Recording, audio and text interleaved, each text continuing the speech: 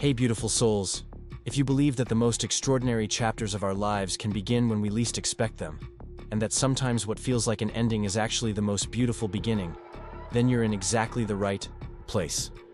This is Hearts Renewed, where we celebrate the courage it takes to start over, love again, and discover who you really are when nobody else is watching. Before we jump back in, tell us where you're tuning in from, and if this story touches you, make sure you're subscribed, because tomorrow, I've saved something extra special for you. My name is Sarah, and I'm 50 years old. 3 years ago, I thought my life was essentially over.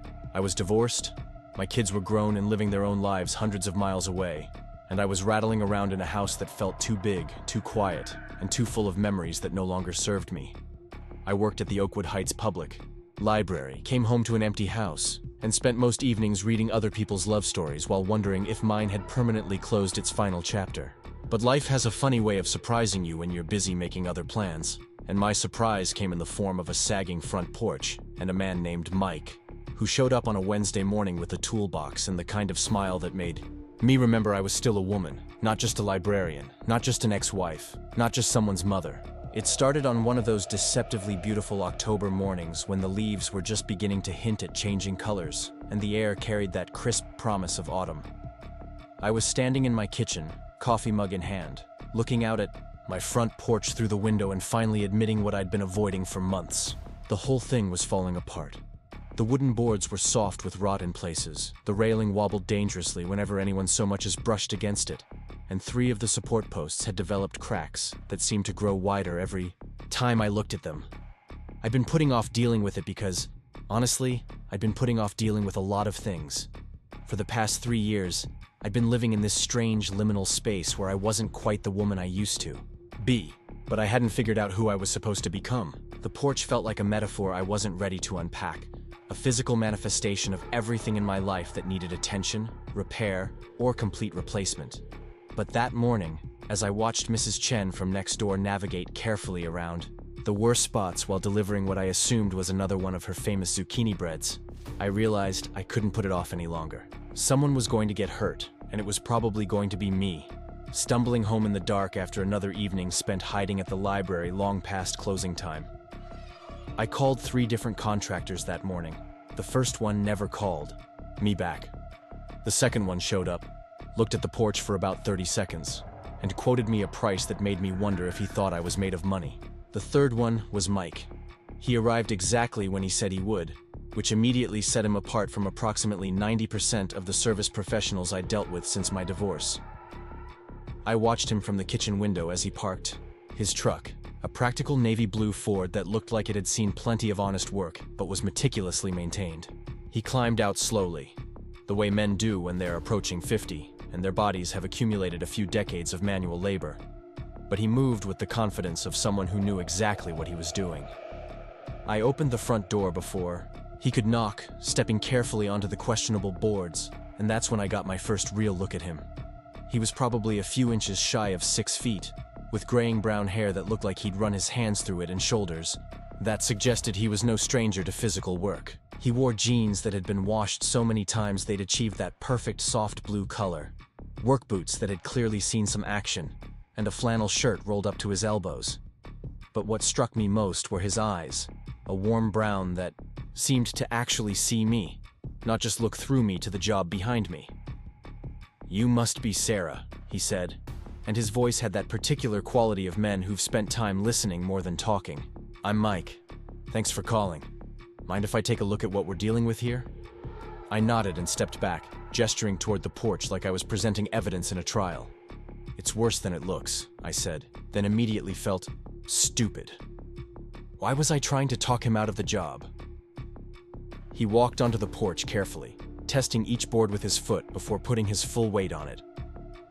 I watched him work, the methodical way he examined each support post, ran his hands along the railing, crouched down to look at the foundation.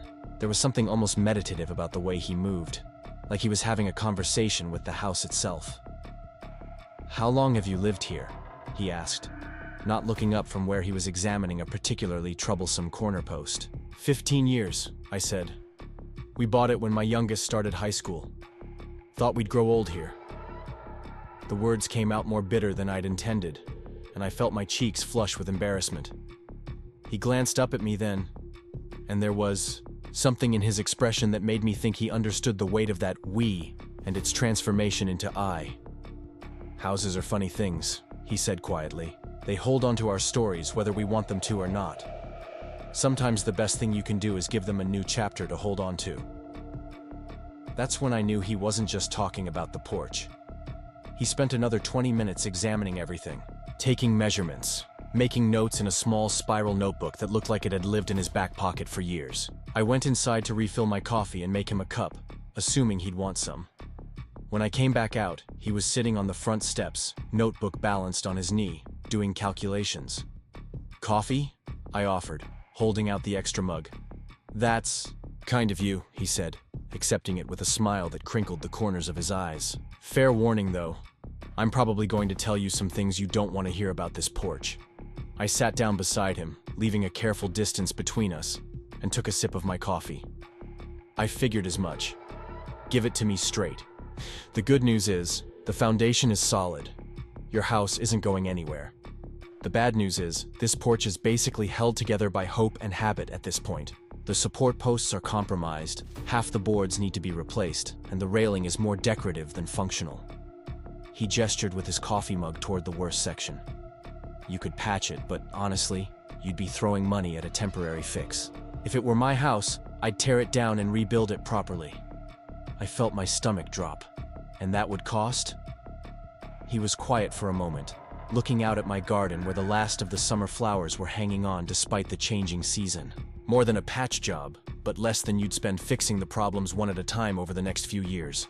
Plus, if we do it right, you'll have a porch that'll outlast both of us."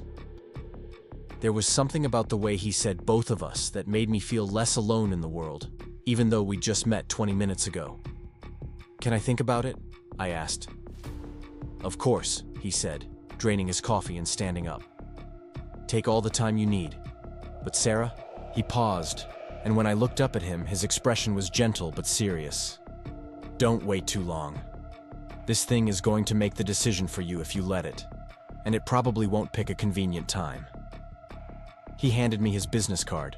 Simple white cardstock with his name, phone number, and the words "Mike's Custom Construction," done right the first time in plain black letters. Our fingers brushed as I took it, and I felt something I hadn't felt in so long I'd almost forgotten what to call it. Possibility.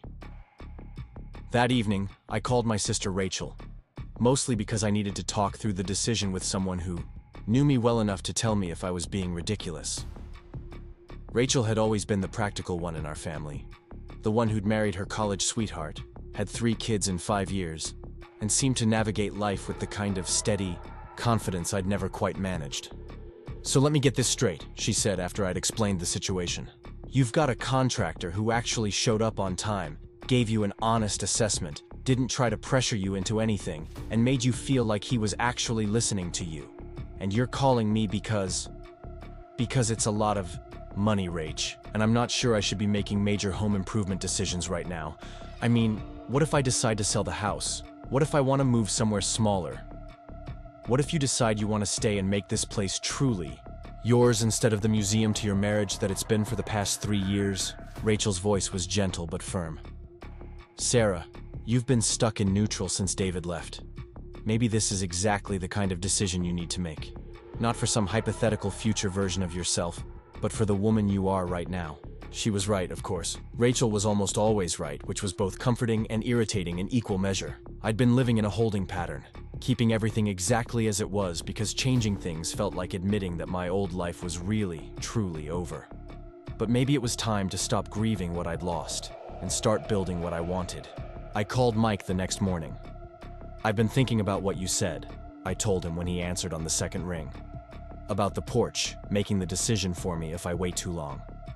And I don't want to be the kind of person who lets things fall apart because I'm too scared to fix them properly. When can you start?" There was a pause, and when he spoke again, I could hear the smile in his voice. "How about Monday? I'll need to order materials, but I can start with the demo work." "Demo work?" "Taking apart what's there now. Don't worry. I'll be careful with your flower boxes." That's when I realized he'd been paying attention to more than just the structural problems. My flower boxes, which I'd moved to the side yard when the porch railing became too unstable to support them, were probably the only thing about the front of my house that I'd maintained with any real care over the past few years. They were filled with late-season mums and trailing ivy, nothing fancy, but they were mine in a way that the house itself hadn't felt like mine for a long time. Monday morning arrived gray and drizzly, the kind of October weather that makes you want to stay inside, with a book and a blanket. I was getting ready for work when I heard Mike's truck pull into the driveway. I looked out the window and watched him unload what seemed like an enormous amount of tools and equipment, moving with the same methodical care I'd noticed during his initial assessment. I should have left for work then. I should have trusted that he knew what he was doing and let him get on with it. Instead, I found myself making an extra pot of coffee and stepping outside to check on his progress. "Morning," he called out, looking up from where he was setting up a tarp to protect my flower beds. "Thought I'd get the prep work done before the rain really starts." "I made coffee," I said, holding up the thermal carafe I'd brought outside. "Thought you might want some." "That's thoughtful of you," he said, accepting the cup I poured for him. "But don't you need to get to work?" "I do," I said, making no move to leave. "I just wanted to make sure you had everything you needed." The truth was, I was nervous about coming home to find my porch completely gone, even though that was exactly what I'd hired him to do. There was something final about demolition, something that felt like crossing a line I couldn't uncross. Mike seemed to understand my hesitation without me having to explain it. "Tell you what," he said, "I'll take some before pictures for you, and I promise I'll save anything that's worth saving. Sometimes there are pieces worth incorporating into the new design." I nodded, feeling oddly emotional about the whole thing. It's just that this porch has been part of my life for 15 years. My kids learned to ride bikes in this driveway. I used to sit out here with my coffee every morning when they were little, watching them wait for the school bus. "Those memories don't live in the wood," Mike said gently. "They live in you. And maybe it's time to make some new ones." Preparing and narrating this story took us a lot of time, so if you are enjoying it, subscribe to our channel. It means a lot to us. Now back to the story. I went to work that day, but I had trouble concentrating on anything. Every patron who approached the reference desk seemed to blur together, and I found myself checking my phone for text updates that Mike hadn't promised to send. When I finally drove home that evening, my heart was pounding as I turned onto Maple Street. My front porch was gone. Not just damaged or partially demolished, but completely, entirely gone. Where there had been a structure that morning, there was now just my front door, standing naked and somehow vulnerable without its frame of posts and railings. The space looked bigger and smaller at the same time, like a mouth with missing teeth. Mike's truck was still in the driveway, and I could see him around the side of the house, loading debris into a trailer. I parked and walked over to where he was working, stepping carefully around the organized chaos of construction materials and tools. "How was your first day without a porch?" he asked, straightening up and wiping his hands on a rag. "Weird," I admitted. "The house looks so different." Different bad, or different interesting? I considered this, looking back at the front of my house. Without the porch, I could see architectural details I'd forgotten were there. Clean lines that had been obscured by the old structure's bulk. "Different like possibility," I said finally. Mike smiled. "That's exactly what I was hoping you'd say." Over the next week, I developed a routine. I'd leave for work each morning after making sure Mike had coffee, and I'd come home each evening to find some new stage of progress.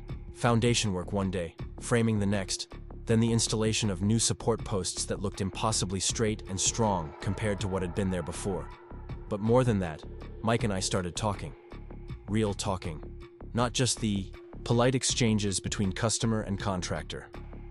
He told me about his late wife, Emma, who died of cancer 2 years earlier, after a long battle that had drained their savings, and left him questioning everything he thought he knew about fairness and timing. I told him about my divorce, about the slow realization that David and I had been living parallel lives rather than a shared one, about the loneliness of discovering that 22 years of marriage had somehow produced two strangers who happened to share a mortgage and some children.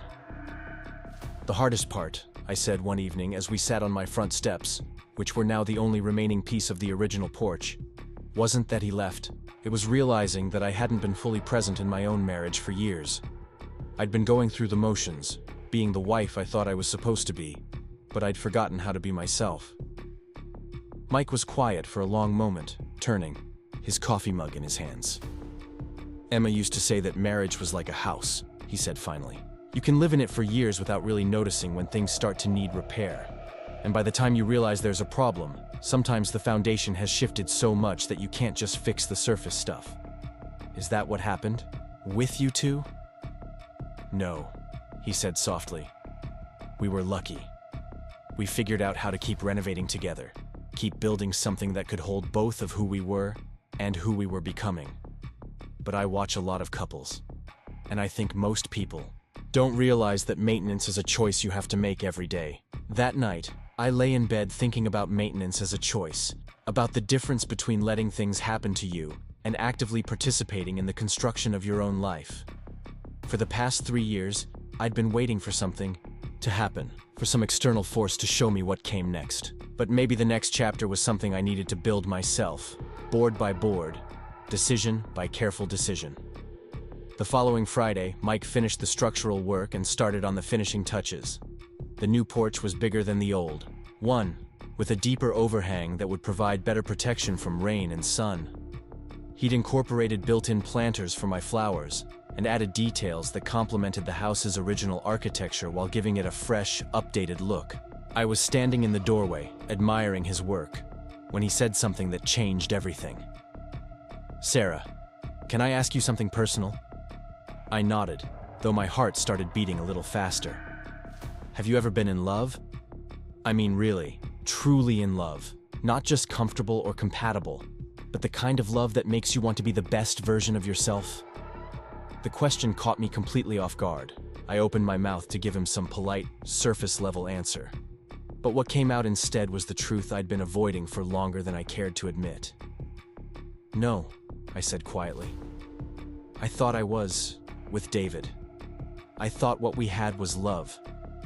But looking back, I think it was more like an arrangement that worked until it didn't. We were good at being married, but I don't think either of us was ever truly seen by the other. And I'm 50 years old, and I'm starting to think I might have missed my chance to find out what that kind of love actually feels like." Mike set down his drill and turned to look at me fully. "Sarah," he said, his voice gentle but sure, "you haven't missed anything. You're just ready for it now in a way you weren't before." That's when I said it. The words that surprised me, as much as they seemed to surprise him. "Mike, I think at 50, I'm ready for my first real marriage. Not an arrangement, not a compromise, not settling for good enough. The real thing. The kind where two people choose each other every day, where they see each other clearly and love what they see." He was quiet for so long that I started to worry I'd misread everything, that I'd projected feelings and possibilities that weren't actually there. But then he smiled. The kind of smile that starts slow and spreads until it transforms a person's entire face. "I was hoping you'd say something like that," he said, "because I've been falling in love with you for 2 weeks, and I wasn't sure if you were ready to hear it." We didn't kiss then, though part of me wanted to. Instead, we stood there looking at each other. Two people who'd found something unexpected in the middle of what we thought would be a simple home improvement project. The moment felt too important to rush, too precious to waste on anything less than intention. That was 6 months ago. Mike and I have been building something together ever since, and it turns out that love at 50 is different from love at 25 or 35. It's more deliberate, more conscious, more aware of its own fragility, and therefore more careful with itself. We're both old enough to know that nothing is guaranteed, that loss is always possible, that the only real security is in showing up fully for whatever time you're given. But we're also old enough to know what we want, to have learned from our mistakes, to understand that real love isn't about completing each other, but about choosing to build something together that neither of us could create alone. My porch is beautiful now, sturdy and welcoming, and exactly what I never knew I wanted. But more than that, it's become a symbol of what's possible when you stop waiting for life to happen to you and start actively participating in its construction. Sometimes the most extraordinary transformations begin with the most ordinary decisions. Sometimes you have to tear down what isn't working to make room for what might be. And sometimes, if you're very lucky, the person who shows up to help you rebuild turns out to be exactly who you didn't know you were waiting for. At 50, I'm learning that it's never too late to start over, to choose differently, to build something that reflects who you really are, rather than who you think you're supposed to be. And for the first time in my life, I understand what it means to be truly ready for love. Not because I need it to complete me, but because I'm finally whole enough to offer it freely and receive it fully. That's the thing about second chances. They don't look like the chances you missed. They look like choices you're finally brave enough to make. The morning after Mike finished the structural work, I woke up before my alarm and found myself drawn to the front window like I had been every day for the past 2 weeks. But this time, instead of watching the gradual transformation of rotting wood into something solid and new, I was looking at a completed frame that somehow made my entire house look different. The proportions were better, the lines cleaner, and, for the first time since David left, the front of my house looked like a place where someone actually lived rather than merely existed. I made my coffee stronger than usual and stepped outside in my bathrobe and slippers, something I never would have done when the old porch was there. The new boards were smooth under my feet, unstained but sturdy, smelling like fresh lumber and possibility. Mike had left his tools organized in neat rows along the side of the house, each one cleaned and placed with the kind of care that spoke to a man who respected both his craft and other people's property. The silence felt different too. Not the hollow emptiness I'd grown accustomed to, but a peaceful quiet that seemed to be waiting for something. I sat down on the new steps, wrapping my robe more tightly around me, and tried to remember the last time I'd felt genuinely excited about anything. It had been so long that the sensation felt foreign, like speaking a language I'd once known but had forgotten from disuse. My phone buzzed with a text from Lisa, my best friend and the closest thing I had to a sister since Rachel lived 3 states away. Lisa taught yoga at the community center and had the kind of relentless optimism that should have been annoying but somehow wasn't. She'd been trying to get me to put myself out there for the past year, which mostly involved suggesting I join her book club, take up pottery, or download dating apps that made me feel like I was shopping for companionship in some depressing digital marketplace. Coffee in an hour, her text read. I want to hear about the mysterious contractor. I'd made the mistake of mentioning Mike to her the previous week, and Lisa had immediately latched onto the information like a detective who'd found a crucial clue. She'd been asking pointed questions ever since, the kind that made me realize I'd been thinking about him more than I'd admitted to myself. An hour later, I was sitting across from Lisa at Corner Cafe, watching her try to contain her excitement as I described the past 2 weeks. Lisa was one of those people who believed that the universe was constantly conspiring to bring good things into your life, and she had a talent for finding meaning in coincidences that I usually attributed to random chance. So, let me get this straight, she said, stirring her chai latte with more enthusiasm than the beverage probably required. This man shows up exactly when your porch is about to collapse, gives you an honest assessment instead of trying to take advantage of you, remembers details about your flower boxes and makes you feel comfortable enough to talk about personal things. And you think this is just a normal contractor-client relationship? It is a normal contractor-client relationship, I said. Though even as I said it, I knew it wasn't entirely true. He's professional, skilled, and reasonably priced. That's what I hired him for. Sarah. Lisa put down her spoon and looked at me with the expression she usually reserved for her yoga students who were trying too hard to force themselves into impossible poses. When was the last time you talked to someone about anything real? When was the last time you looked forward to seeing another human being? The question hit me harder than it should have.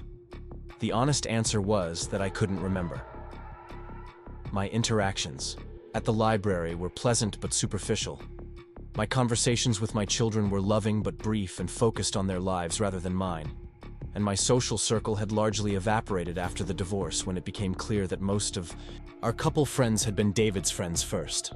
He's probably married, I said, which wasn't an answer to her question but felt safer than admitting that she might be right. Is he wearing a ring? I thought about it. I'd noticed his hands quite a bit over the past 2 weeks, partly because I'd been fascinated by watching him work. by the careful precision with which he measured and cut and fitted pieces together. No ring, I admitted. But that doesn't mean anything. Lots of people in manual labor don't wear jewelry for safety reasons.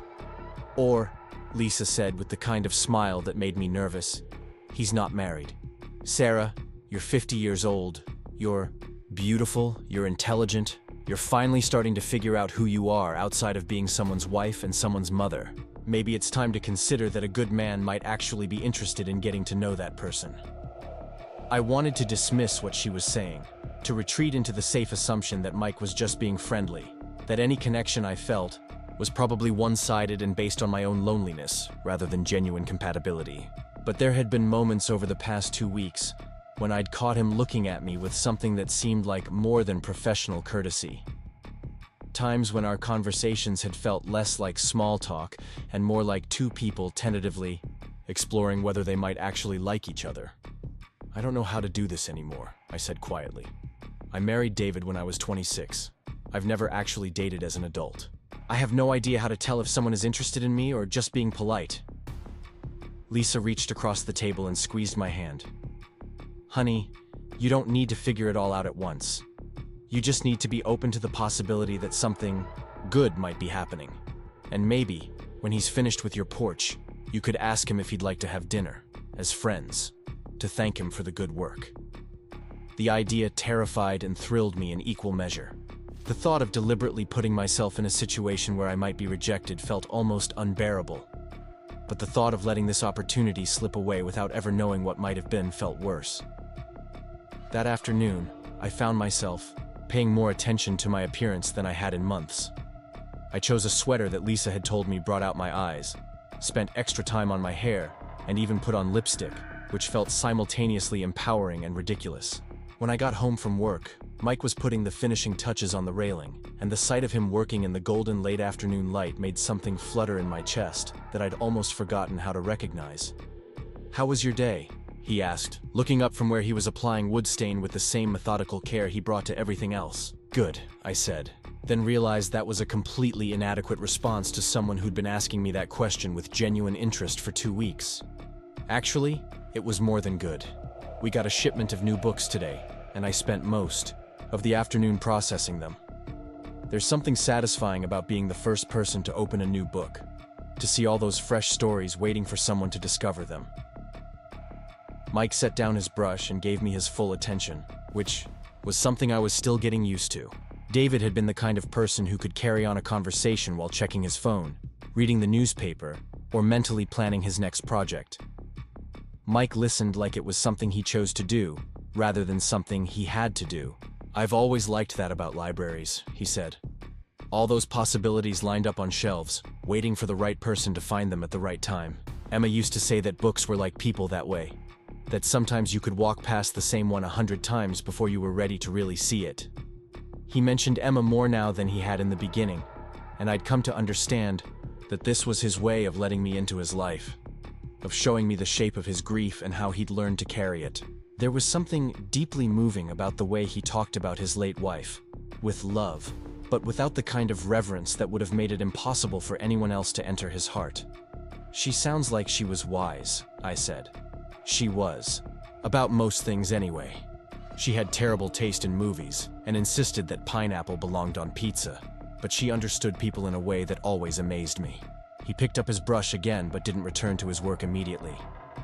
"She would have liked you, I think. She always said that the most interesting people were the ones who were still figuring themselves out, no matter how old they were." Something in his tone made me look at him more carefully. There was a quality to the way he spoke about me meeting Emma, as if it were a possibility he'd actually considered, as if he could imagine a world where the three of us might have been friends. It was a strange thought, but not an unpleasant one. "Can I ask you something?" I said, sitting down on the steps while he continued his work. "Of course. Do you ever feel guilty? About moving forward, I mean? About letting yourself be happy again?" Mike was quiet for a long moment, focusing on the smooth, even strokes of the brush. "Every day," he said finally. "But Emma and I talked about it before she died. She made me promise that I wouldn't turn her into a reason to stop living. She said that the best way to honor what we had was to stay open to what might come next, even if what came next looked nothing like what we'd planned. That must have been an incredibly difficult conversation. It was, but it was also a gift. She gave me permission to grieve her without having to grieve the rest of my life. He looked up at me then, and his expression was serious, but not sad.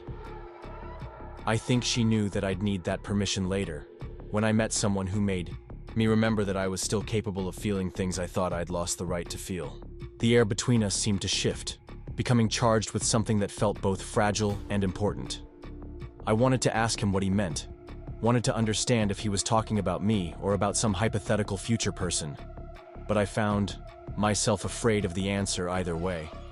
Instead, I stood up and brushed off my jeans. I should let you finish up. This looks like detailed work. Sarah. His voice stopped me before I could retreat into the house. Would you like to have dinner with me? When this is finished, I mean. Not as your contractor, just as someone who's enjoyed getting to know you these past couple of weeks. The question hung in the air between us, and I felt my heart start beating so hard I was sure he could hear it. This was the moment Lisa had been preparing me for, the opportunity I'd been too afraid to create for myself. All I had to do was say yes, but the words seemed to be stuck somewhere between my brain and my mouth.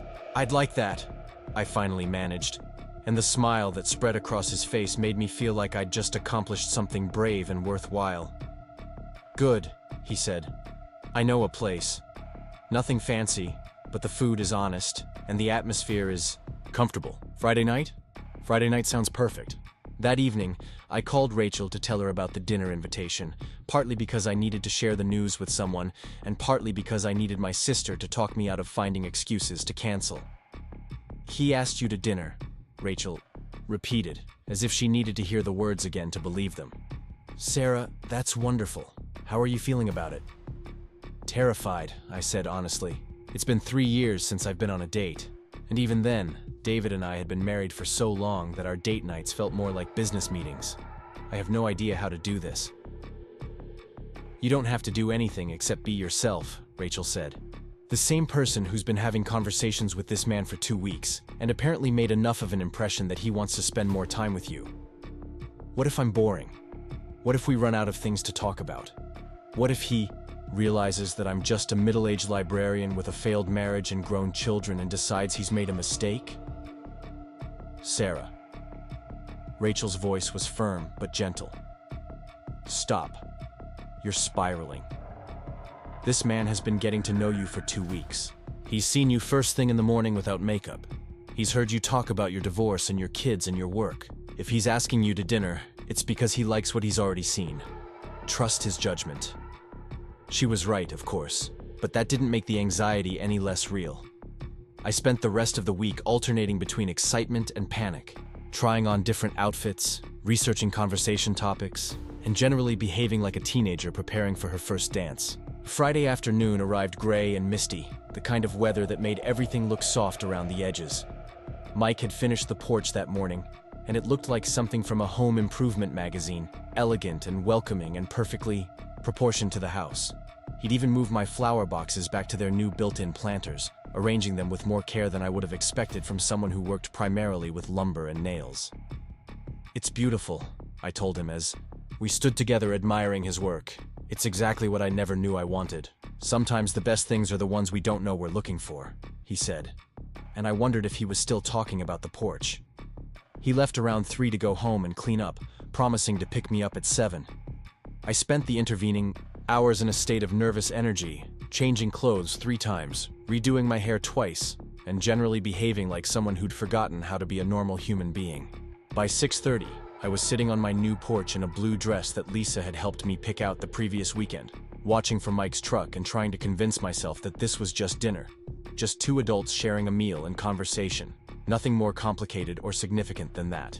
But when he pulled into my driveway at exactly 7 o'clock, wearing khakis and a button-down shirt that brought out the color of his eyes, and when he walked up to my new porch with a small bouquet of flowers that looked like he'd chosen them himself rather than grabbing them from a grocery store display, I knew that this was already more complicated and significant than I'd allowed myself to hope. "You look beautiful," he said, offering me the flowers with a slight smile that suggested he was as nervous as I was. "Thank you," I said, accepting the bouquet and trying not to read too much into the fact that he'd remembered I'd mentioned loving daisies during one of our conversations. "And thank you for these. They're perfect." The restaurant he'd chosen was a small Italian place on the other side of town, the kind of family-owned establishment where the walls were covered with photographs of regulars and the menu hadn't changed in 20 years. The hostess greeted Mike by name and led us to a corner table that felt private without being isolated. "You come here often?" I asked as we settled into our seats.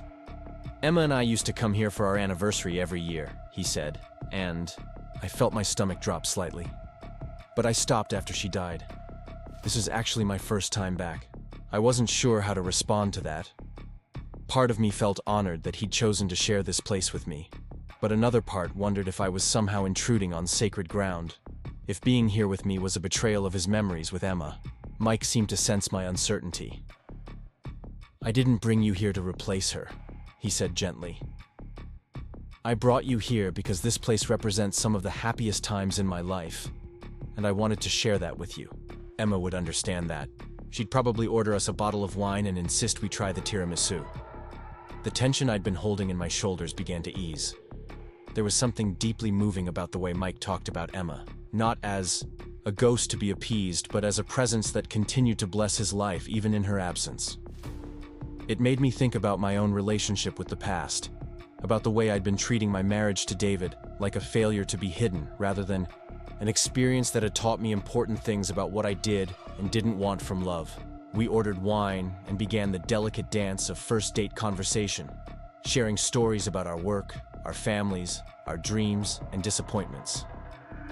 Mike told me about starting his construction business 20 years ago with nothing but a truck, a toolbox, and an unshakable belief that doing good work for fair prices would eventually build a sustainable life. I told him about my years as a librarian, about the satisfaction of helping people find exactly the book they needed, about the way a well-organized card catalog could feel like a small act of service to the world. As the evening progressed, I found myself relaxing in a way I hadn't in years. Mike was easy to talk to, genuinely interested in my thoughts and opinions, quick to laugh at my attempts at humor. He asked follow-up questions that showed he'd been listening, shared observations that revealed a thoughtful, curious mind.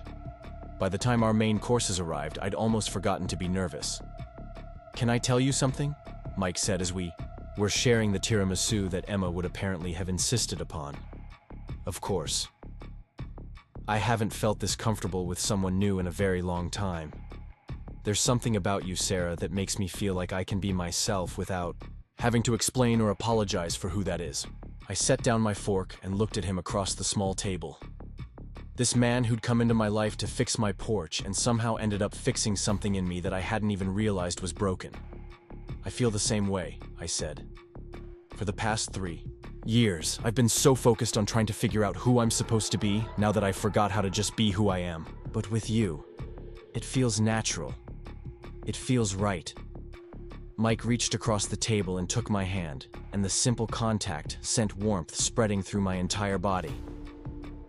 "Sarah, I need you to know that I'm not looking for someone to fill the space Emma left. That space is hers, and it always will be. But I'm discovering that there might be room in my life for something new, something different, something that honors the past while embracing the possibility of a future I hadn't imagined." "I understand," I said, and I realized that I really did. "I'm not looking to replace what you had with Emma any more than I'm looking to repeat what I had with David. I'm looking for something that's ours, something that exists because of who we are now, not in spite of who we used to be." We sat there in the soft light of the restaurant, holding hands across the table like teenagers, talking about the future with a kind of careful hope that acknowledged both the preciousness and the fragility of second chances. By the time Mike walked me to my door, I felt like I was floating, filled with a lightness I'd almost forgotten was possible. "Thank you for dinner," I said, as we stood on my new porch under the soft glow of the light Mike had installed the previous week. "And thank you for taking a chance on me." "Thank you for saying yes," he replied. "And Sarah, I'd like to do this again. Soon." I'd like that too. He leaned forward and kissed my forehead, a gentle gesture that somehow felt more intimate than anything more dramatic would have been. Then he waited until I was safely inside before getting back in his truck and driving away. I stood at my front window, watching his taillights disappear down Maple Street, and realized that something fundamental had shifted. For the first time since my divorce, I wasn't just surviving my life. I was actively participating in creating it. The porch Mike had built was beautiful and solid and exactly what I'd needed. But what we'd built together over dinner felt even more precious. That night, I lay in bed replaying every moment of the evening, analyzing every word and gesture for signs of what might come next. But underneath the excitement and anticipation was something even more valuable. A sense of possibility that extended far beyond any single relationship or outcome. I was awake in my own life again, present and engaged and ready for whatever came next. At 50, I was finally learning that the best things in life weren't the ones you planned for, or the ones you thought you deserved. They were the ones that arrived quietly, unexpectedly, in the form of a man with kind eyes and careful hands, who saw something in you that you'd forgotten was there, and reminded you, with infinite patience and surprising grace, that your story was far from over. The weeks following our first dinner fell into a rhythm that felt both thrilling and terrifyingly natural. Mike would call me most evenings around 8, after he'd finished his work for the day and had dinner. We'd talk for an hour or sometimes 2, sharing the small details of our days, our thoughts about books we were reading, memories from our past that felt safe to share. These conversations became the highlight of my days, something I looked forward to with an intensity that sometimes worried me. On weekends, we'd meet for coffee or take walks through Riverside Park, where the autumn leaves were putting on their final spectacular show before winter settled in. Mike had a way of noticing things I'd stopped seeing, pointing out the way the light fell through the trees or the intricate patterns frost made on the grass. Being with him was like rediscovering the world through fresh eyes, remembering that beauty existed in ordinary moments if you bothered to pay attention.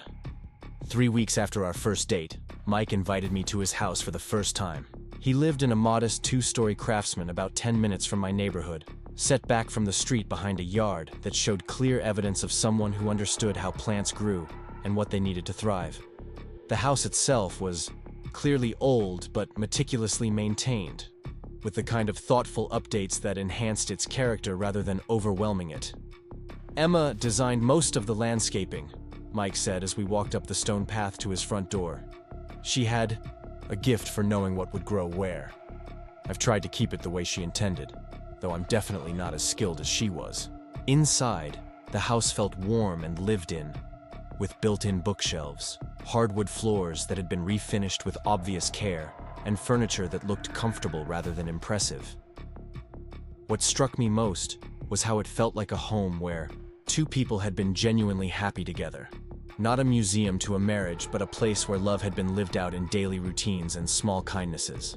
There were photographs of Emma throughout the house, but they didn't feel like shrines.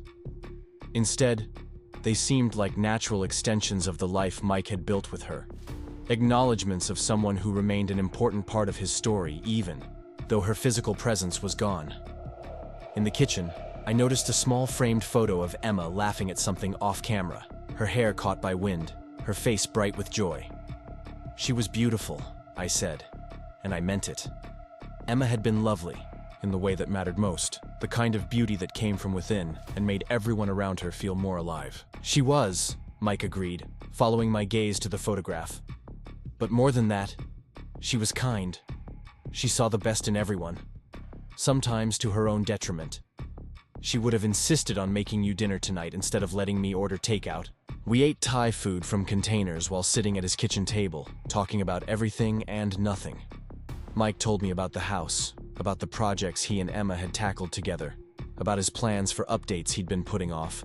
Since her death, I found myself imagining what it would be like to live in a space like this, to wake up every morning in a place that felt genuinely peaceful, to be part of the kind of partnership that created beauty together rather than simply coexisting. After dinner, Mike showed me his workshop in the basement, a space that was clearly his sanctuary. Tools hung in precise arrangements on pegboards, wood was sorted by type and size, and works in progress sat on various benches in different stages of completion. Everything was organized with the same careful attention to detail I'd observed in his work on my porch. "This is where I come when I need to think," he said, running his hand along the smooth surface of a half-finished cabinet. "There's something about working with wood that helps me process things. The material tells you what it wants to become, if you're patient enough to listen." I watched him pick up a piece of sandpaper and begin working on the cabinet door, his movements smooth and practiced. There was something meditative about the way he worked, a concentration that seemed to quiet everything else in the world. I found myself thinking about my own need for spaces like this, realizing that I'd never really created a place that was entirely mine, where I could go to think and process and create. "What do you do when you need to think?" Mike asked, as if he'd been reading my thoughts. "I read," I said automatically, then paused to consider the question more deeply. "But that's more like escape than processing. I lose myself in other people's stories instead of figuring out my own. I don't think I've ever really developed healthy ways to work through difficult emotions." Mike set down his sandpaper and turned to look at me fully. "Maybe that's something you could explore now.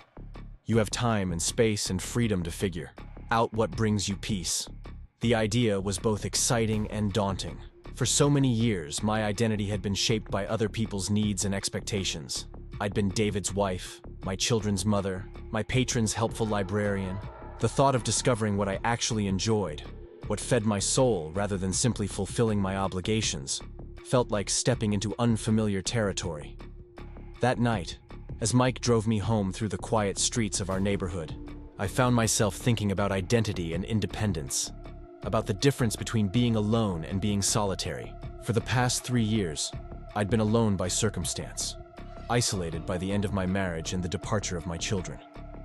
But spending time with Mike was helping me understand that there was a kind of solitude that was actually about fullness, rather than emptiness, about being complete in yourself while remaining open to connection with others. "Thank you for tonight," I said, as we sat in his truck outside my house, "for letting me see your space, your life. It means a lot that you'd share that with me." "Thank you for wanting to see it," he replied.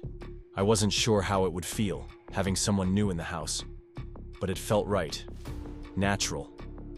He walked me to my door, and this time when he kissed me goodnight, it was on the lips, gentle but unmistakably romantic. The kiss lasted only a moment, but it left me feeling shaky and alive in ways I'd almost forgotten were possible. The next morning brought unseasonably warm weather, one of those November days that felt like autumn's last gift before winter settled in for good. I was working in my garden, cleaning up the flower beds and preparing them for the cold months ahead, when Mrs. Chen appeared at the fence that separated our yards.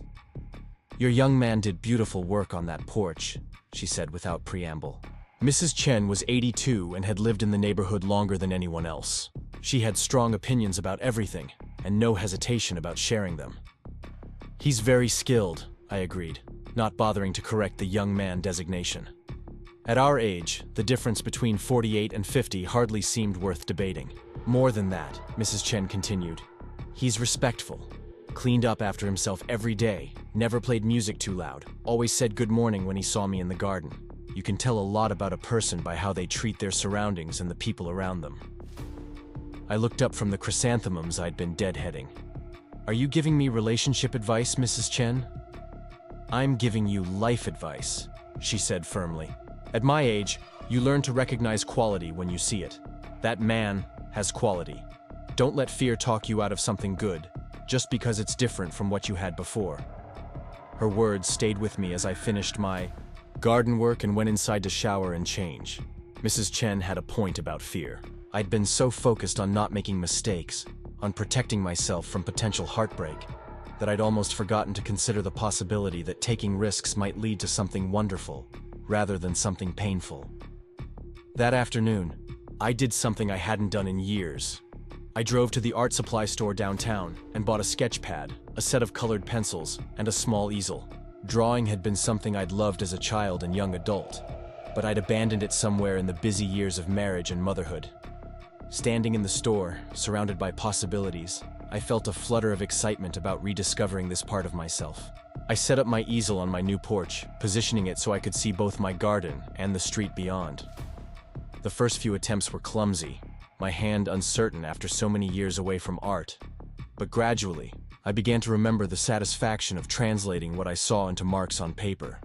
The way time seemed to disappear when I was focused on capturing the play of light and shadow. Mike found me there when he stopped by that evening, surrounded by several failed attempts and one drawing that was beginning to show promise. "I didn't know you were an artist," he said, settling onto the steps beside my easel.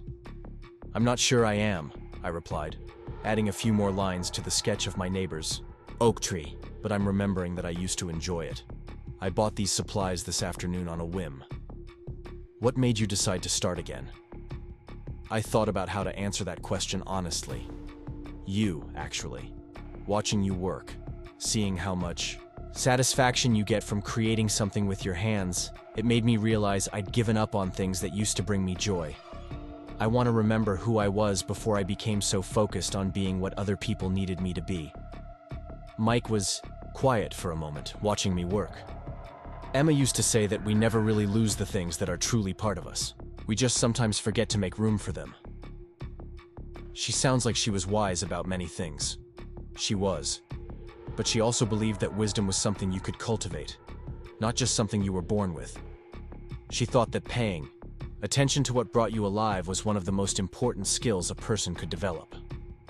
That evening, Mike helped me carry my art supplies inside when the light began to fade.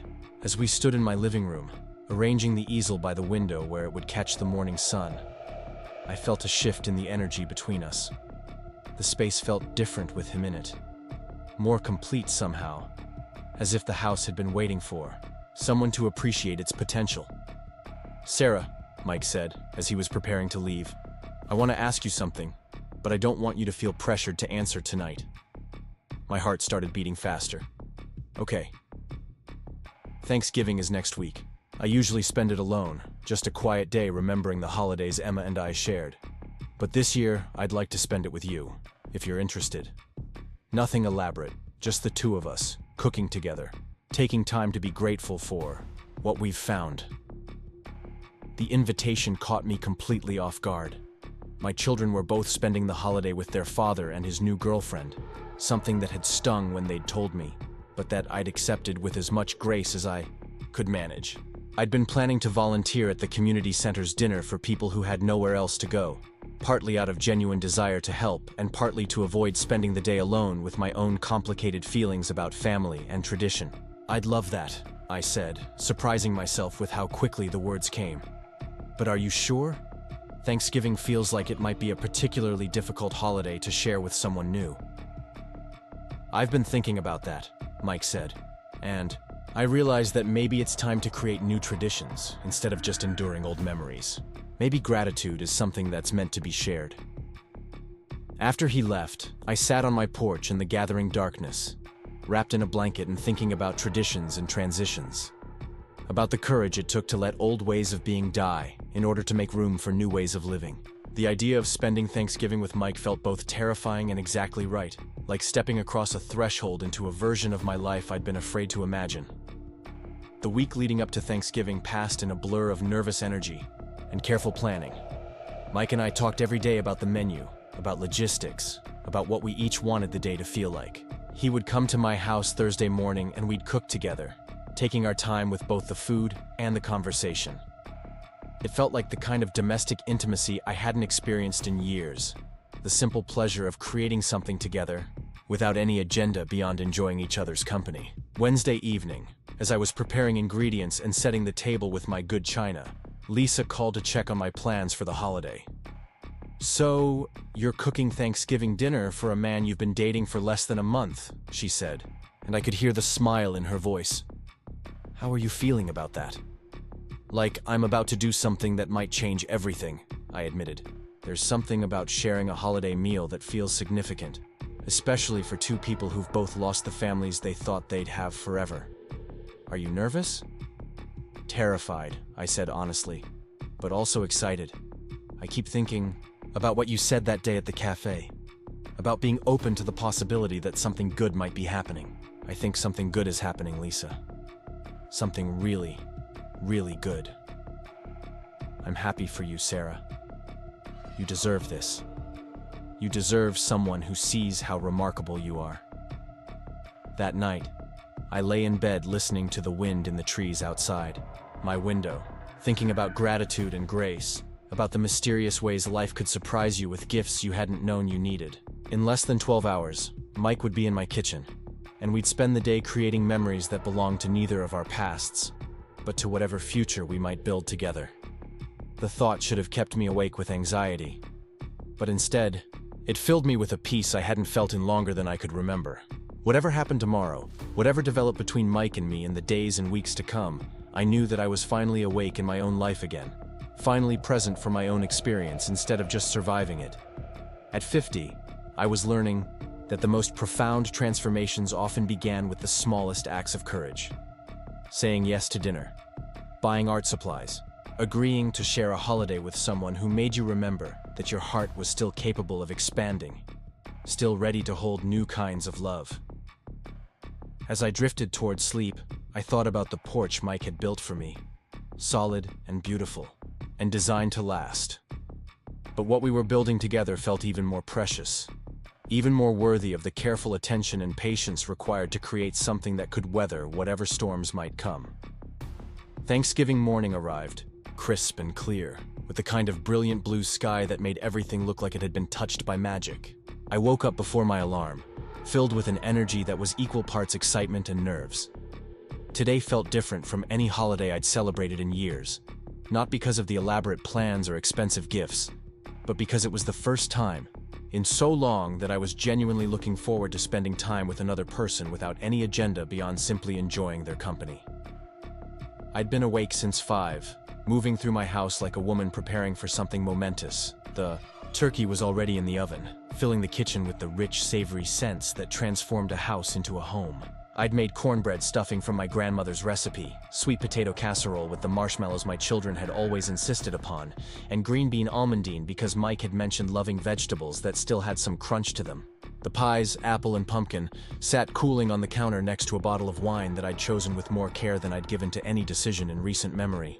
At 8:30, I heard Mike's truck in the driveway, and I felt my stomach flutter with anticipation.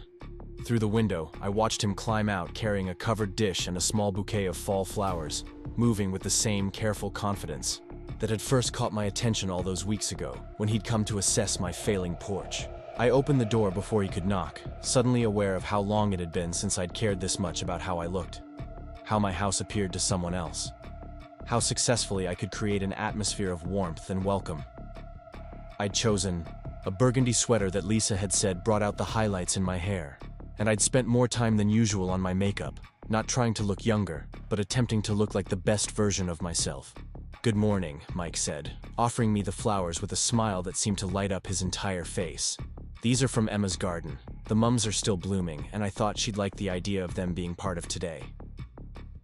The gesture touched me more deeply than I'd expected.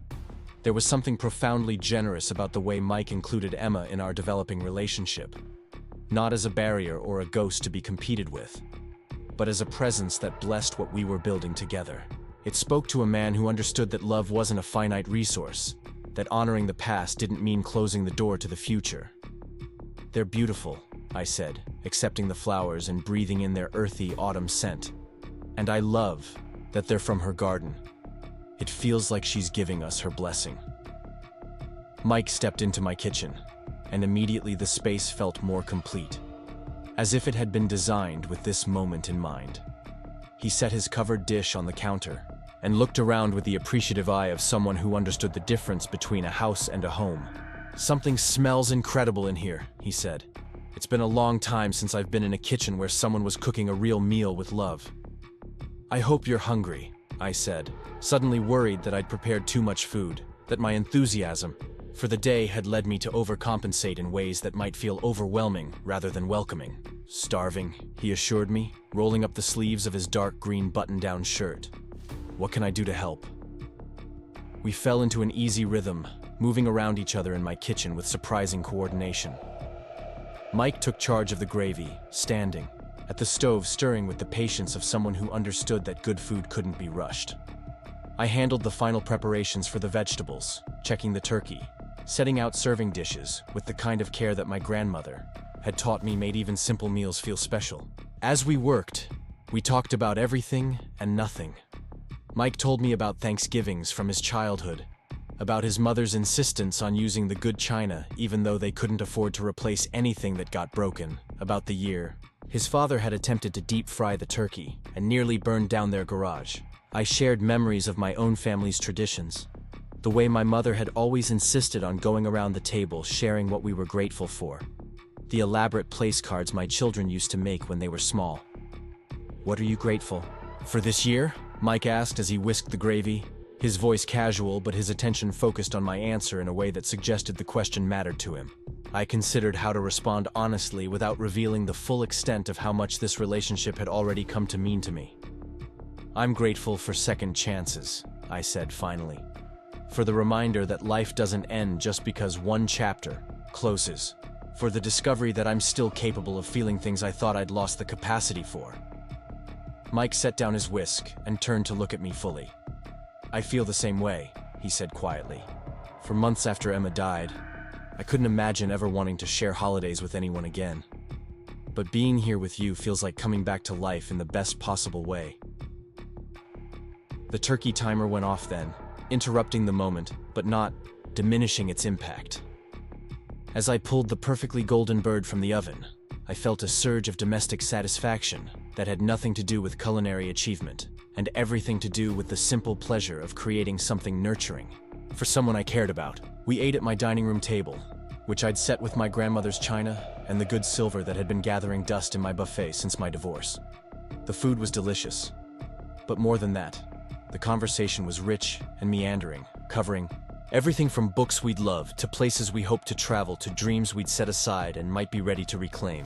"I've been thinking about what you said the other night," Mike said as we were finishing our second slices of pie, "about rediscovering things that used to bring you joy. Have you given any more thought to taking an art class, maybe finding other people who share that interest?" The suggestion both excited and terrified me. "I've thought about it," I admitted. "But there's something scary about putting yourself out there creatively, especially at my age. What if I'm not as good as I remember being? What if I've waited too long to start again?" "What if you're better than you remember?" Mike countered. "What if waiting until now means you bring a depth of experience to your art that you couldn't have had when you were younger? What if the best creative work comes from people who've lived long enough to have something real to say?" His faith in my potential moved me almost to tears.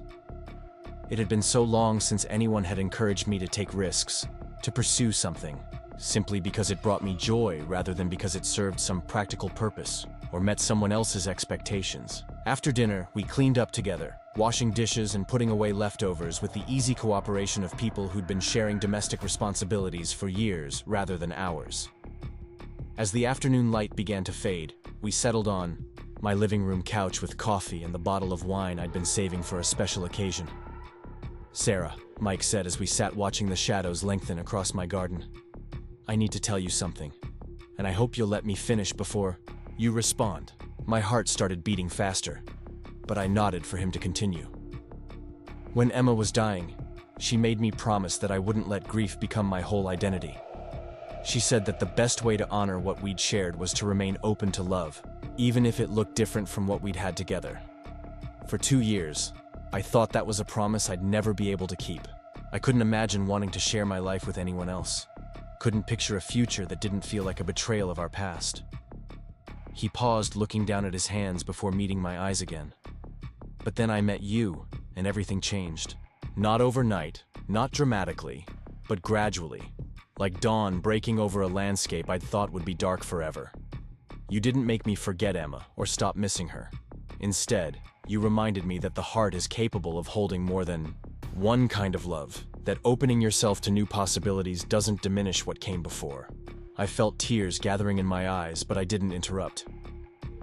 "What I'm trying to say is that I'm falling in love with you, Sarah. Not because you're convenient or because I'm lonely, but because you're remarkable in ways that make me want to be the best version of myself.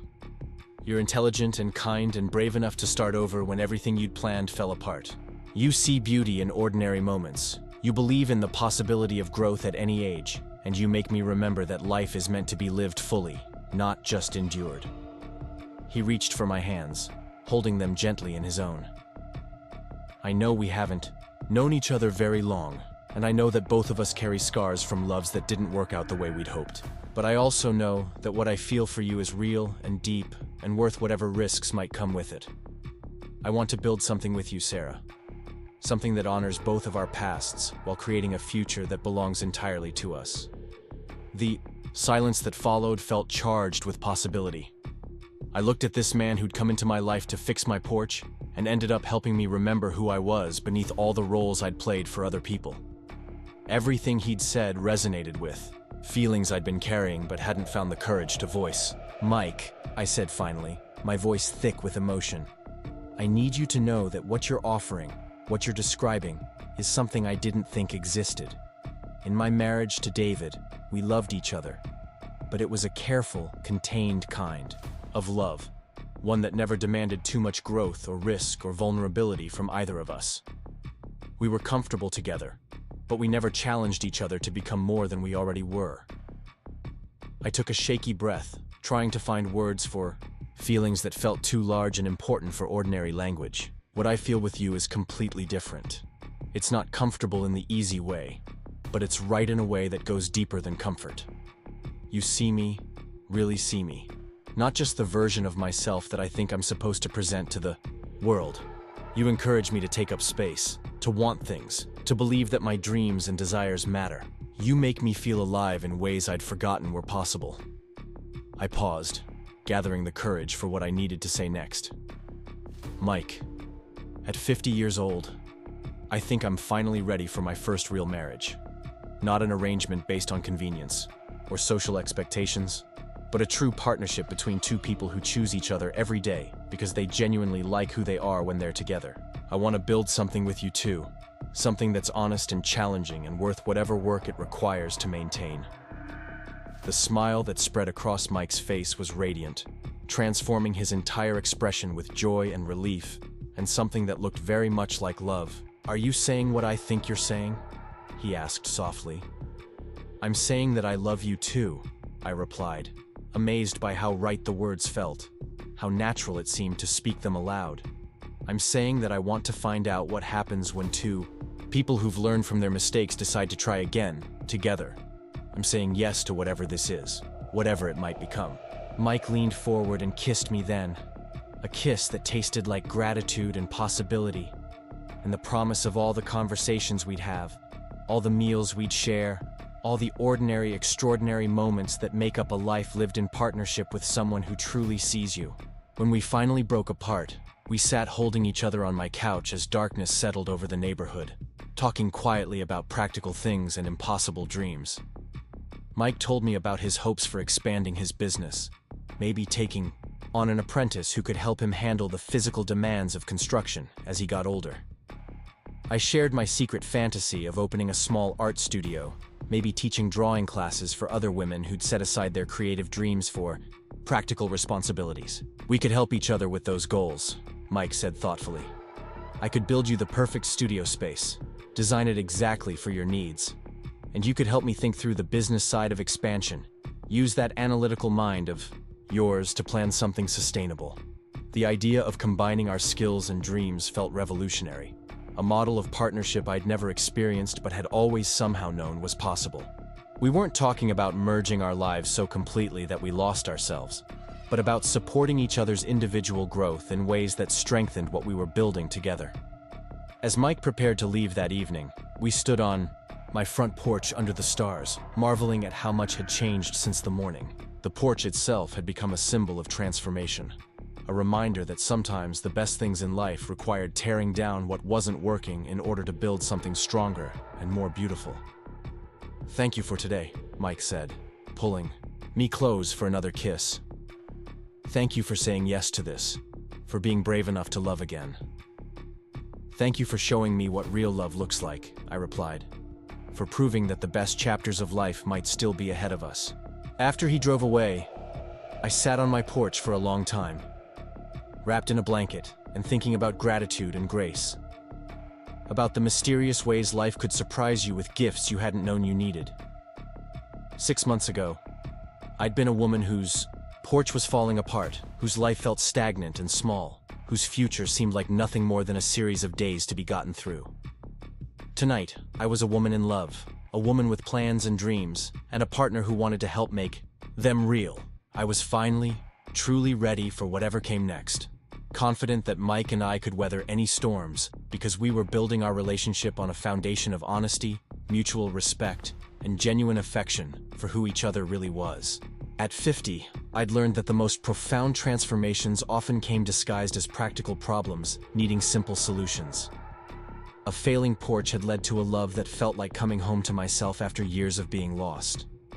Sometimes the best stories didn't start with dramatic gestures or perfect timing. Sometimes they started with a woman brave enough to admit that something in her life needed fixing, and a man skilled enough to help her build something beautiful in its place.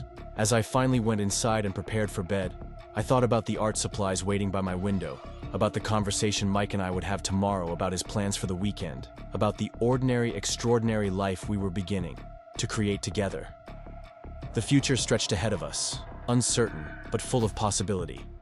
And for the first time in longer than I could remember, I couldn't wait to see what came next. The months that followed our Thanksgiving declaration moved like a river finding its natural course, sometimes rushing with excitement over new discoveries about each other, sometimes flowing quietly through the peaceful rhythms of daily life, shared between two people who genuinely enjoyed each other's company. Winter settled over Oakwood Heights with unusual gentleness that year, bringing soft snows that transformed the neighborhood into something from a holiday card. And I found myself experiencing the season differently than I had in years past.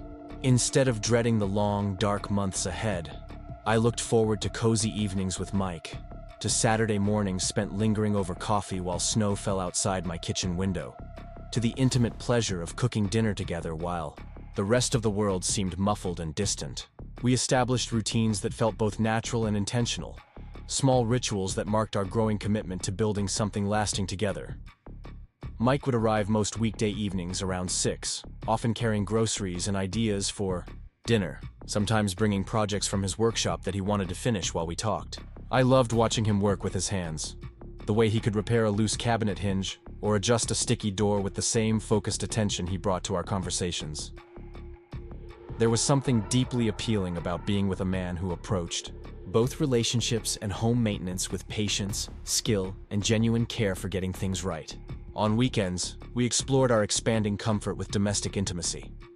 Mike would often stay over Saturday nights, and I marveled at how natural it felt to wake up beside him, to share the quiet morning rituals of coffee and newspaper reading, to move around each other in my kitchen with the easy coordination of people who were learning each other's patterns and preferences. He was neat without being compulsive, thoughtful about small courtesies like making sure there was still hot water for my shower, quick to help with household tasks that had felt overwhelming when I was managing them alone. In January, Mike suggested that we take a weekend trip together, our first time traveling as a couple. He'd found a small inn in the mountains about 2 hours away, a place that specialized in winter activities for people who preferred scenic drives and cozy fireplaces, to extreme sports and crowded ski slopes. The idea made me nervous in ways I hadn't expected, not because I didn't want to go, but because it felt like such a deliberate step toward defining ourselves as a couple, toward presenting ourselves to the world as people who belong together. I keep thinking about what other people will assume about us, I confessed to Mike as we discussed the logistics of the trip. A man and woman our age, traveling together, sharing a room. It feels so official somehow. Mike smiled in that gentle way he had when I was overthinking something that seemed simple to him. Sarah, we're both adults who care about each other and enjoy spending time together. If other people want to make assumptions about that, that's their business, not ours. The only opinions that matter are yours and mine. He was right, of course, but his confidence about our relationship sometimes made me aware of how much of my life I'd spent worrying about other people's perceptions, adjusting my behavior to meet expectations I'd never even consciously examined. Being with Mike was teaching me to pay attention to my own feelings and desires, to trust my own judgment about what was right for my life, rather than automatically deferring to some imaginary panel of critics. The weekend away turned out to be one of those experiences that shift your understanding of what's possible between two people. We drove through snow-covered countryside, stopping at antique shops and local cafes, talking about everything from childhood memories to future dreams.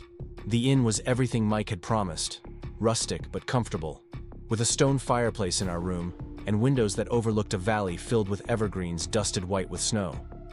But what made the weekend memorable wasn't the scenery or the romantic setting.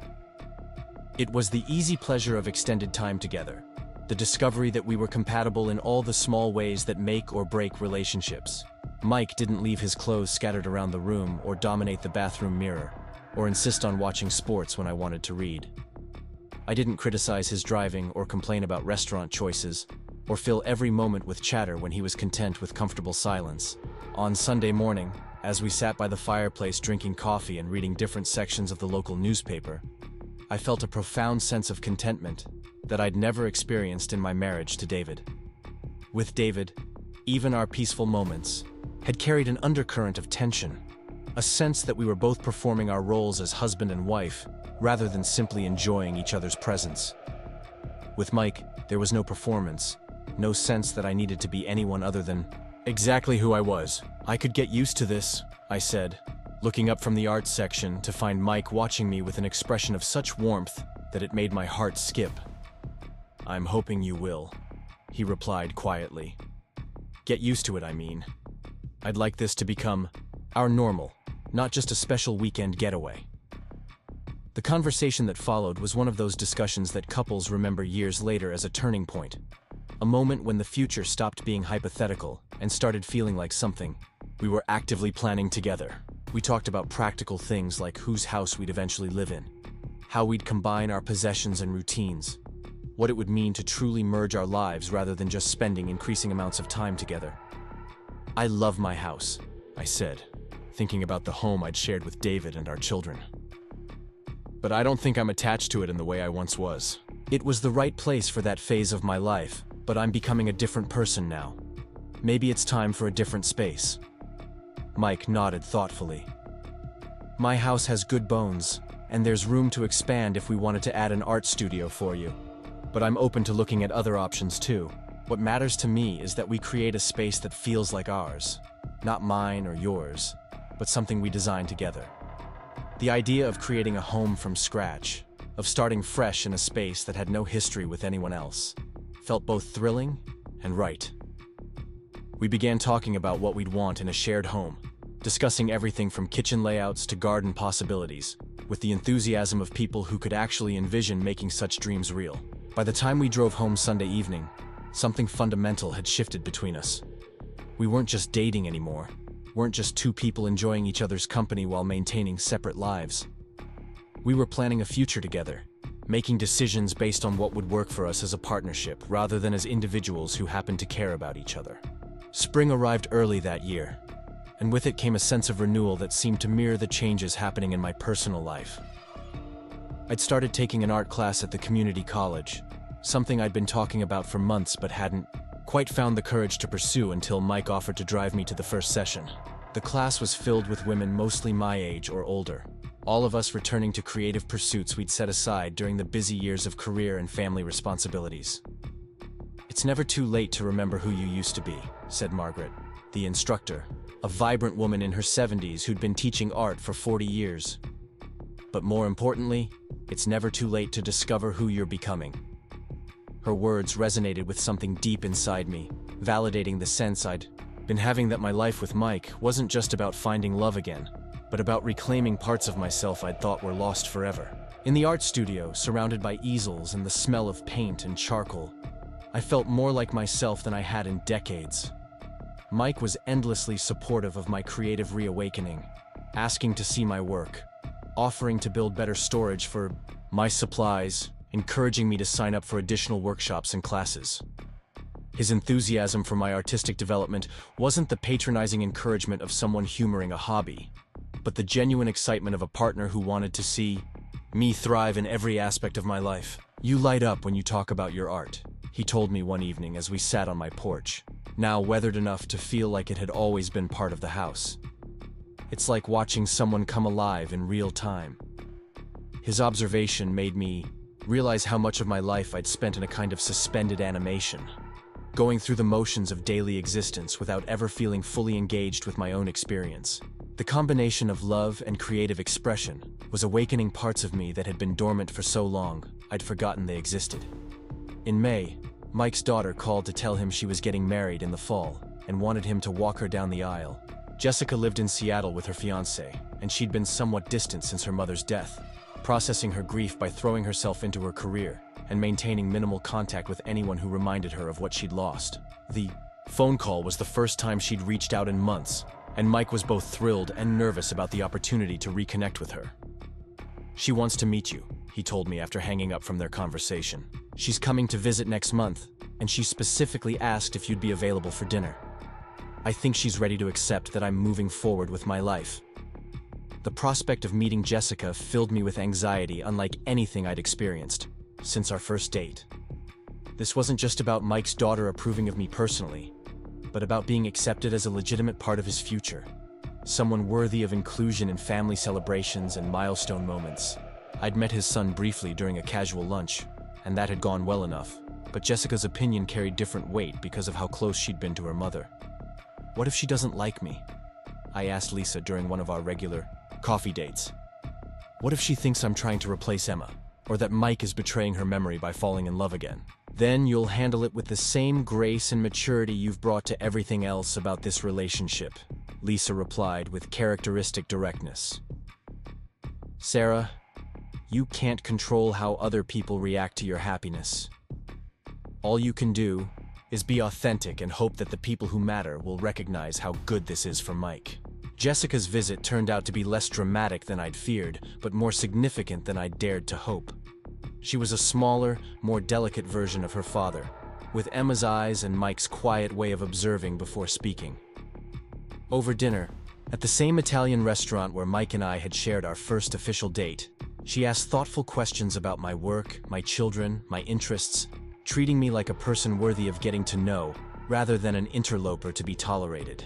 "Dad seems happier than he's been in years," she said as we were sharing dessert, her comment directed to me but clearly meant for Mike to hear as well. "Mom always said that the worst thing that could happen to him would be if he stopped believing in love after she was gone. I think she'd be relieved to know that didn't happen." The simple acceptance in her words brought tears to my eyes. I'd been prepared for suspicion or resentment, but Jessica's mature understanding of her father's need for companionship spoke to the kind of family Emma and Mike had created together. One based on love generous enough to encompass change and growth. That summer, Mike and I began seriously house hunting, spending weekends driving through neighborhoods and attending open houses, trying to find a place that felt like it could become home for both of us. We discovered that we had similar tastes in architecture and completely different ideas about landscaping, that we both valued quality over size, that we could easily envision ourselves growing old together in the right space. In August, we found it. A 1920s bungalow on a quiet street lined with mature trees, featuring original hardwood floors, built-in bookcases, and a sunroom that would be perfect for my art studio. The house needed updating but not renovation, had good bones and character, without being precious about its historical details. Most importantly, it felt right the moment we walked through the front door, like a place where we could build the life we'd been planning in theory for months. "This is it," Mike said, as we stood in the empty living room during our second viewing, and I knew he was right. The house wasn't perfect, but it was perfect for us. A space where we could combine our possessions and routines and dreams into something that belonged entirely to our shared future. The process of buying a house together, of making such a significant financial and emotional commitment, brought up conversations we'd been avoiding about the legal and practical aspects of our relationship. We weren't married, but we were making decisions that assumed a permanent partnership. We needed to discuss everything from property ownership to medical directives to what would happen to our individual assets if one of us died. These weren't romantic conversations, but they were some of the most intimate we'd ever had, requiring us to trust each other with vulnerabilities and fears we'd never shared with anyone. Mike told me about his concerns regarding his business, his hopes for eventually retiring while still young enough to enjoy travel and leisure. I shared my worries about financial security, my desire to leave something meaningful to my children, my fear of becoming a burden if my health failed as I aged. "I want us to protect each other," Mike said during one of these practical discussions. "But I also want to make sure we're both free to change our minds if this stops working for either of us." Love shouldn't be a trap, even when it's real and deep and intended to last forever. His mature approach to commitment both reassured and impressed me. We weren't naive 20-somethings promising to love each other no matter what. We were adults who understood that relationships required constant choice, that lasting love was something you had to decide to maintain, rather than something that simply persisted on its own momentum. In October, exactly 1 year after Mike had first walked onto my property to assess my failing porch, we closed on our house. Standing in the driveway holding the keys, surrounded by moving boxes and the chaos of combining two households, I felt a sense of completion I'd never experienced before. This wasn't just about finding love again after divorce. It was about creating an entirely new version of myself, one that incorporated everything I'd learned from my mistakes while remaining open to possibilities I'd never imagined. "Ready?" Mike asked, as we prepared to unlock the front door of our house for the first time as its owners. "More than ready," I replied, and I meant it completely. That evening, as we sat on the floor of our empty living room eating takeout Chinese food and planning which room to tackle first, I found myself thinking about time and timing, about the mysterious ways life could surprise you with gifts that arrived exactly when you were ready to receive them. A year ago, I'd been a woman whose porch was collapsing, whose life felt small and stuck and defined by loss. Tonight, I was a woman in love. A woman with plans and dreams and a partner who wanted to help make them real. "Mike," I said, setting down my chopsticks and looking at this man who'd become so essential to my happiness, "I need to tell you something important." He gave me his full attention, the way he always did when I had something serious to share. When I said I was ready for my first real marriage, I meant it completely. But I'm realizing now that what we have is already more honest and generous and supportive than any legal document could make it. We've chosen each other every day for months now, not because we're trapped by vows or social expectations, but because we genuinely want to build a life together. I paused, gathering courage for what I wanted to say next. "I don't need a wedding or a piece of paper to know that this is real. But I do want you to know that if you ever want to make it official, if marriage feels important to you for any reason, I'm ready for that too. I'm ready for whatever form our commitment takes, as long as it's based on choice rather than obligation." Mike's smile was radiant, transforming his entire face with joy and love, and something that looked very much like relief. "Sarah," he said, reaching for my hands, "there's nothing I want more than to spend the rest of my life choosing you every single day. Whether that happens as husband and wife, or as partners, or as whatever we decide to call ourselves, what matters is that we keep building something beautiful together." As we sat in our empty house making plans for the future, I thought about the porch that had brought us together, about the metaphor of tearing down what wasn't working to make room for something better. At 51, I'd learned that the most profound transformations often came disguised as practical problems needing simple solutions. A failing structure had led to a love that felt like coming home to myself after years of being lost. Sometimes, the best stories didn't start with dramatic gestures or perfect timing. Sometimes they started with a woman brave enough to admit that something in her life needed fixing, and a man skilled enough to help her build something beautiful in its place. Sometimes love at midlife wasn't about finding someone to complete you, but about finding someone who encouraged you to complete yourself while building something together that neither of you could have created alone. The future stretched ahead of us, uncertain but full of possibility, and for the first time in longer than I could remember, I couldn't wait to see what we'd build next. 2 years into our life together in the bungalow, I woke up on a Tuesday morning in March to find Mike already in the kitchen, standing at the window with his coffee mug, watching a pair of cardinals build their nest in the oak tree we'd planted the previous spring. The morning light caught the silver in his hair and highlighted the lines around his eyes that had deepened with laughter over the months we'd shared this space, this routine, this quiet contentment that I'd never quite believed was possible for people like us. "They're back," he said without turning around, knowing I'd recognize his voice and join him at the window. "Same spot as last year. Emma always said cardinals mate for life." I slipped my arms around his waist from behind, breathing in the familiar scent of his soap and the coffee he made stronger than I preferred, but had learned to love. These small intimacies, the privilege of casual physical affection, the comfort of shared silences, still struck me as miraculous even after all this time. At 53, I discovered that the most profound pleasures were often the simplest ones.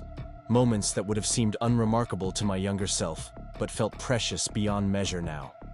"Maybe they're bringing us luck," I said, watching the male cardinal carefully position a twig while his mate observed from a nearby branch. "Today's the day, you know."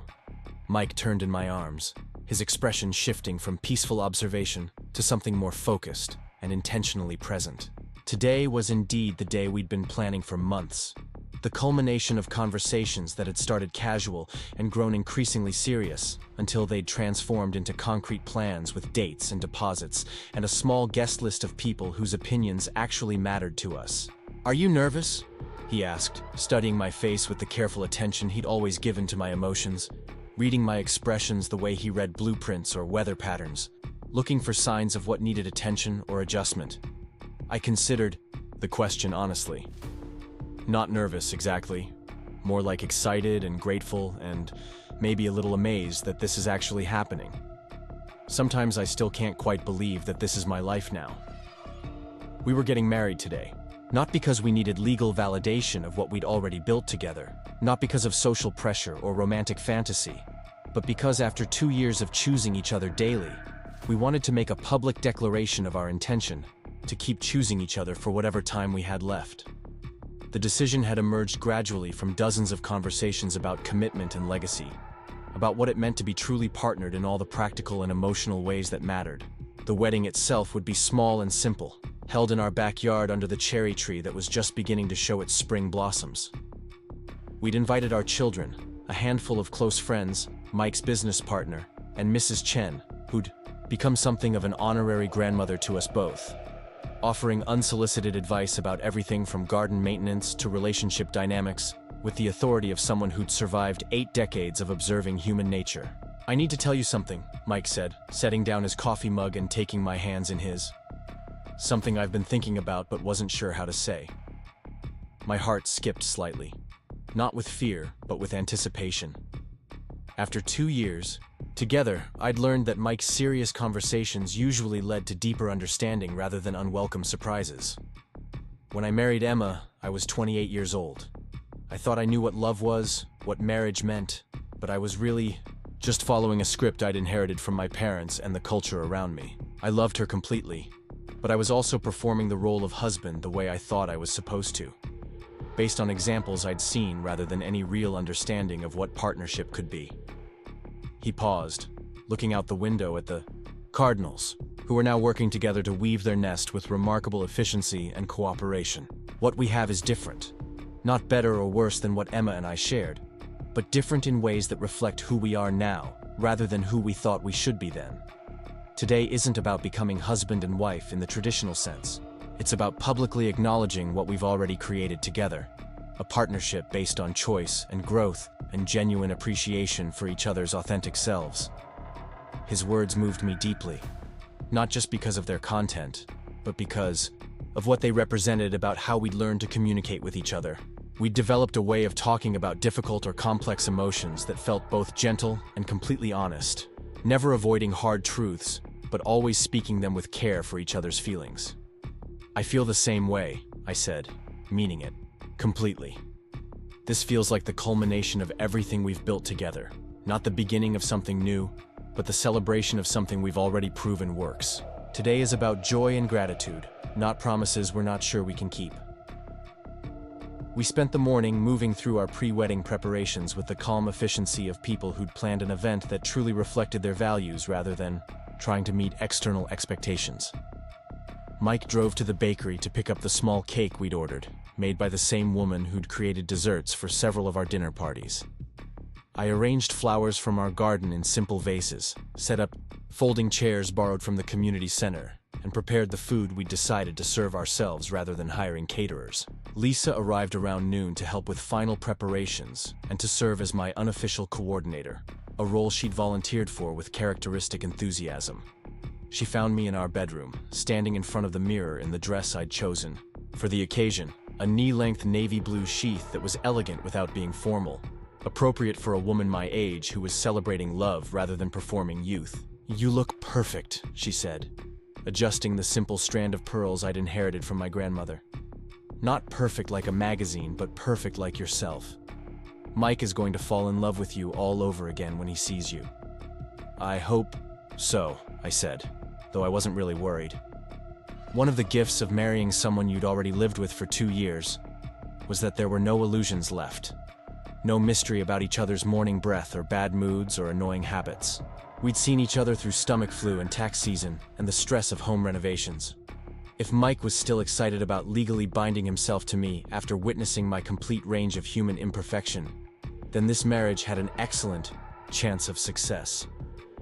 The ceremony itself was scheduled for 4 o'clock, time to take advantage of the golden afternoon light that filtered through our trees and made everything look touched by magic. Our guests began arriving around 3:30, and I watched from the upstairs window as our small circle of loved ones gathered in the backyard we'd worked so hard to make beautiful.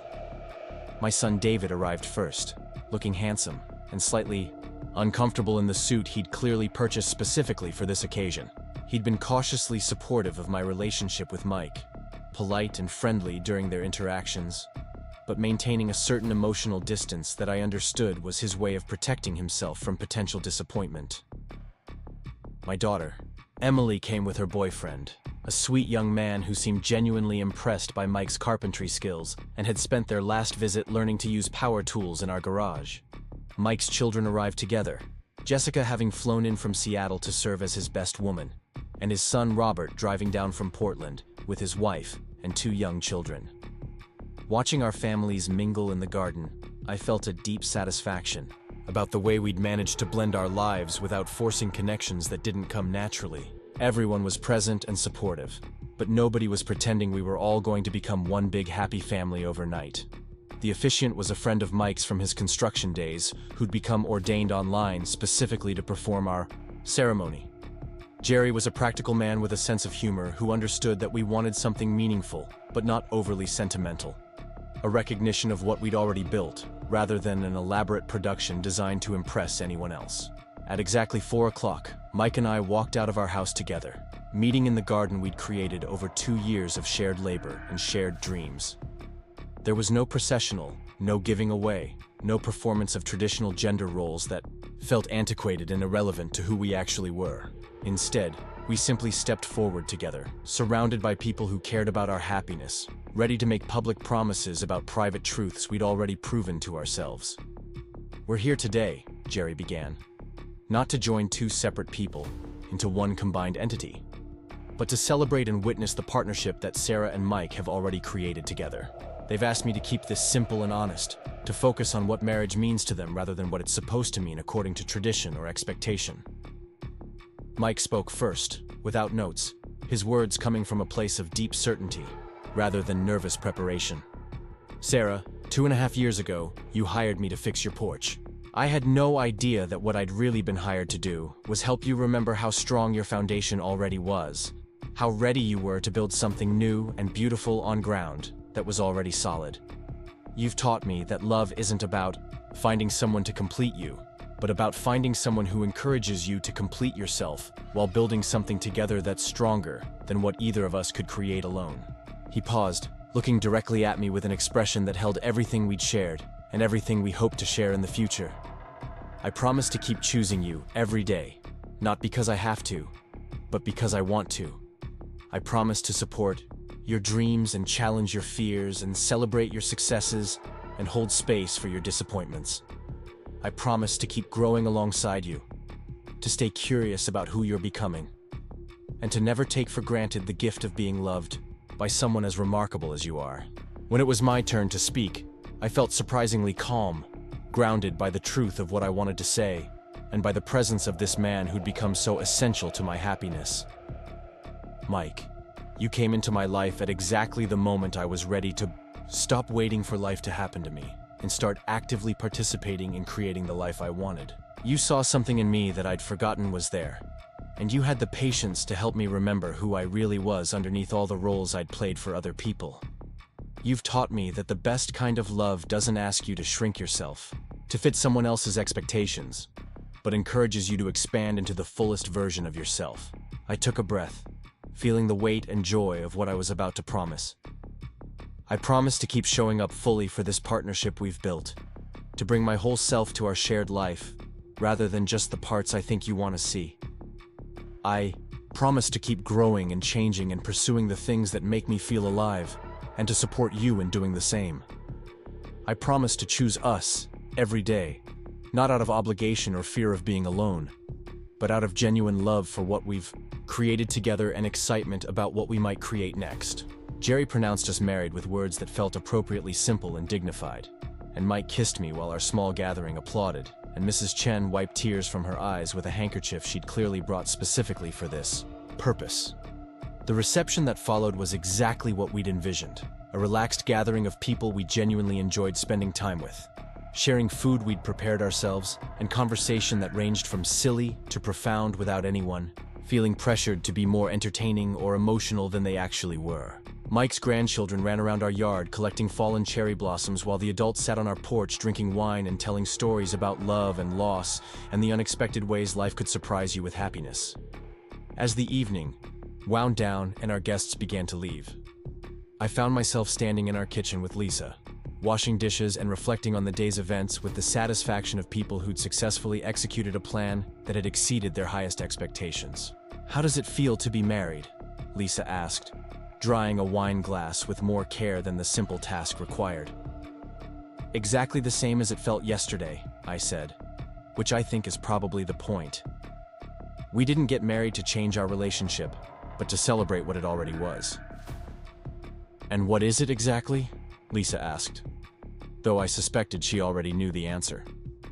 I considered the question while finishing the last of the dishes, thinking about how to articulate something that felt almost too precious to examine too closely.